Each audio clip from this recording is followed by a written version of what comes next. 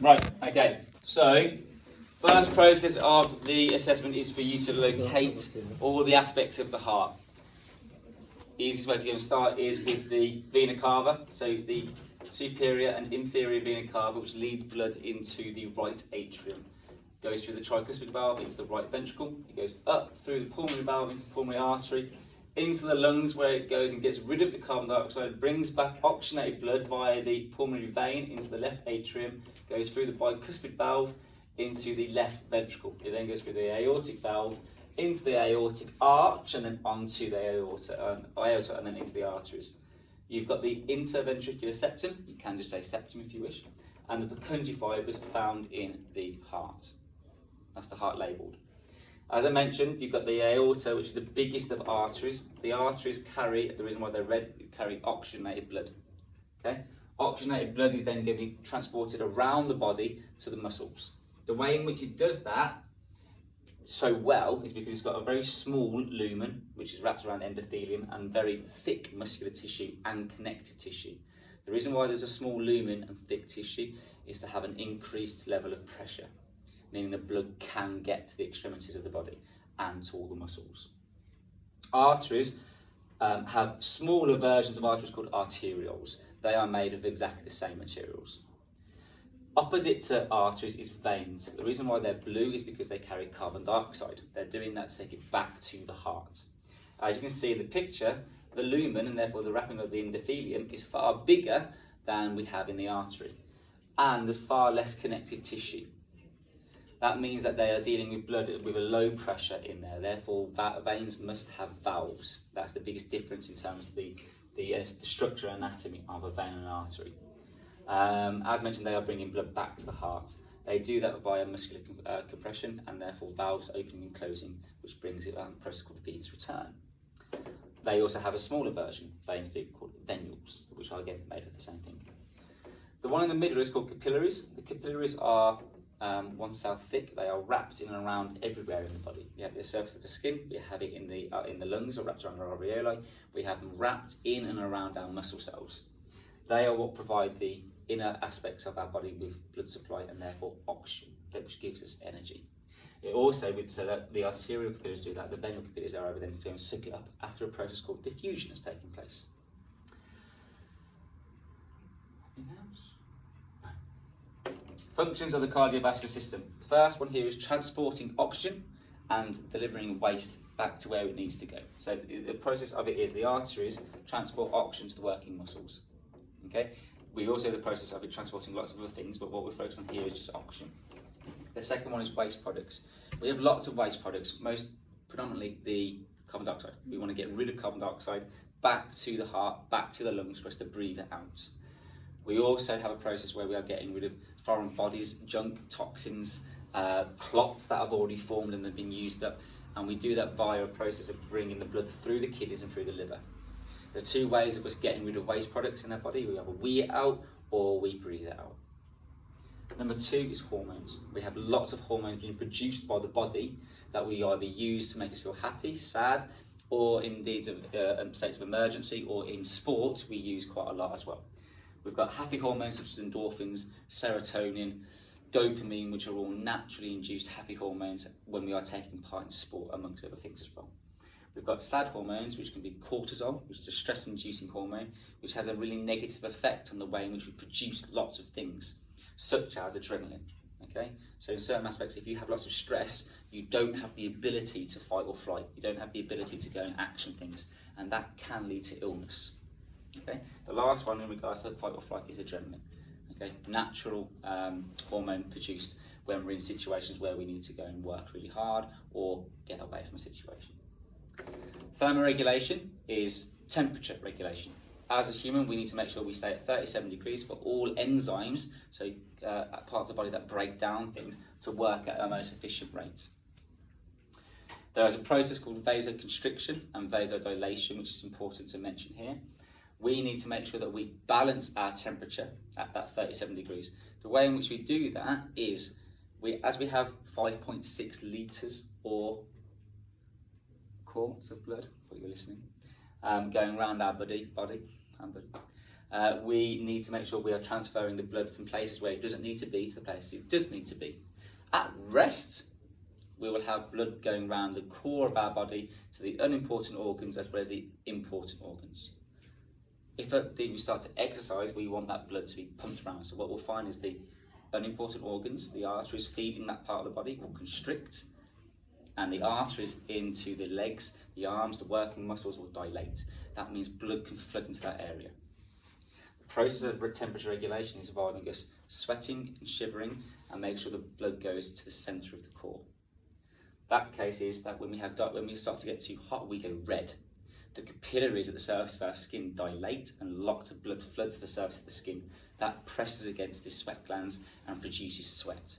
Adversely to that, if it's too cold, we'll have vasoconstriction take place in the limbs of the body, restricting blood flow to that area, which means that all the blood will then be directed through vasodilation to the organs, which will then keep us alive for longer. Number 4 is fighting infection. The blood cell that does that is the white blood cell, or a leukocyte. Leukocytes will be in our blood system and going through within the plasma of the blood, and the job of the white blood cell is to therefore then fight infection, find and fight.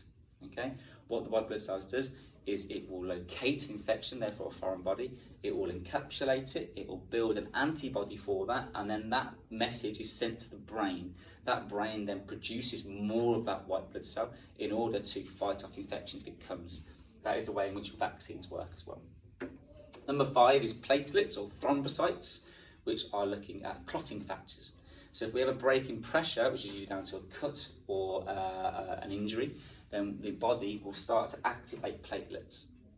Platelets are again like white blood cells, are going around our system all the time.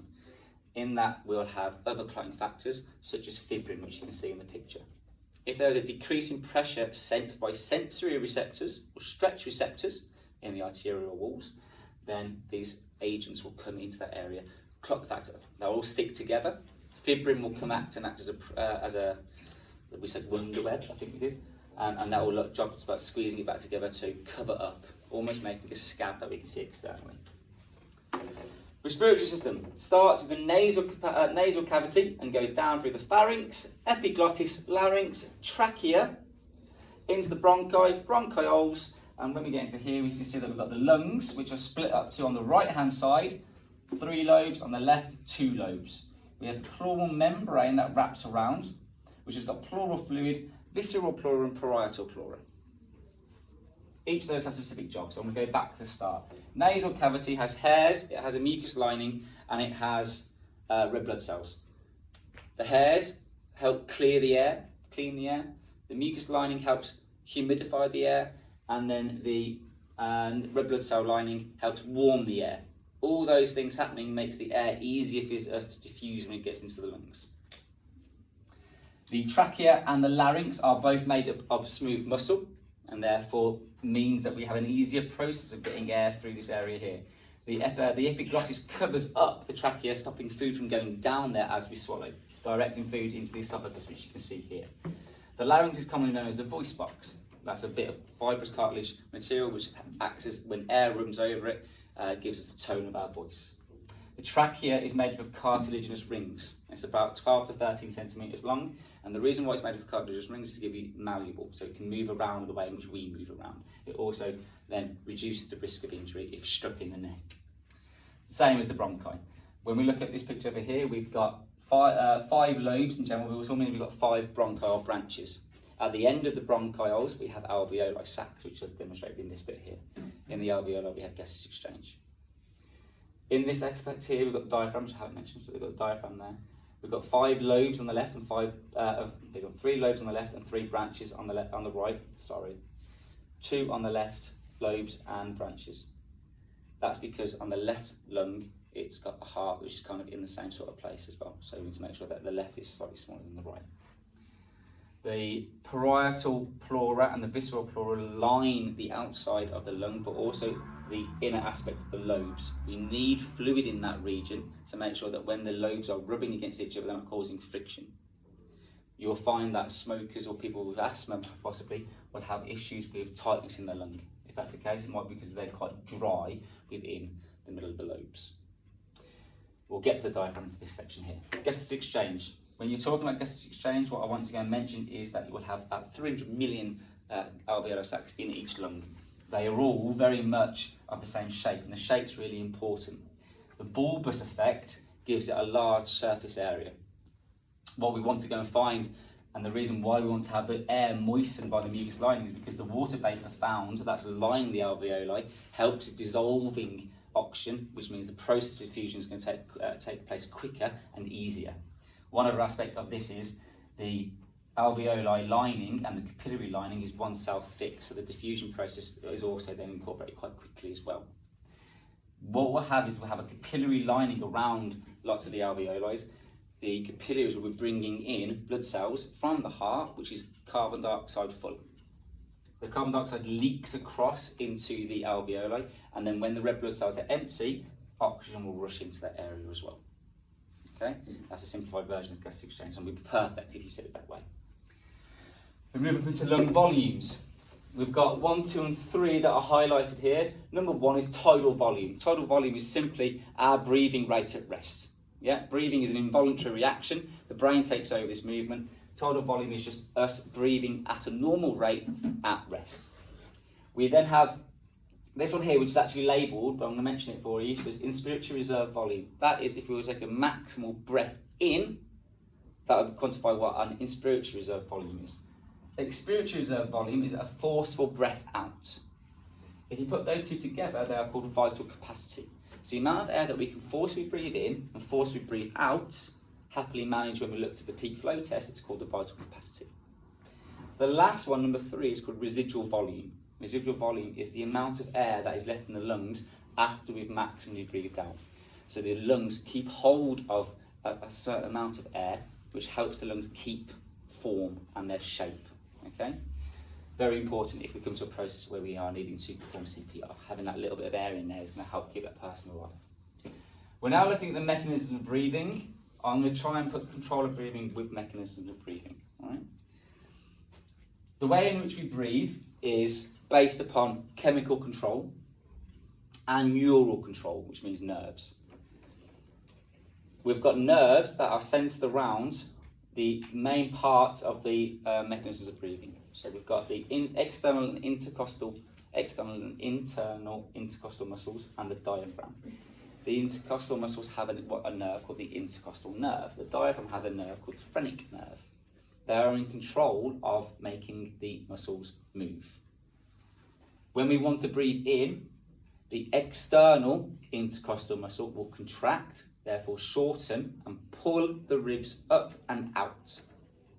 The diaphragm, actioned by the phrenic nerve, will go down and therefore open up space in the thoracic cavity, so the chest area. That process takes place. There's less pressure found in this area now, and therefore air will come in. The opposite then happens. Once the lungs have expanded as much as they possibly can do, a stretch receptor, which will action the vagus nerve, will send a signal to the brain to go and say, stop breathing in. What happens to the external intercostal muscles is that they'll relax and they'll just come back in, but the diaphragm will also go up, which means the pressure now in this area is really high, and therefore air will be pushed out. Okay? The way in which we look at our breathing rate is by chemical and neural control. We have chemoreceptors, we have loads of receptors, but chemoreceptors found in the aortic arch. When the blood's coming from the aortic arch into the body, it will look at the fluctuation of acidic elements. If there's way too much carbon dioxide in that area, then the brain is going to go and tell the lungs to go and work faster. Okay, so if there's way too much carbon dioxide, our breathing rate increases. And the way it increases is the brain, medulla oblongata and the pons will tell the nerves, such as the intercostal and the phrenic nerve, to start making the ribs move out and back quicker, quickening the breathing rate. Which means that if we quicken the breathing rate, we get rid of carbon dioxide and we get more oxygen in. Done. Pause. How long is that?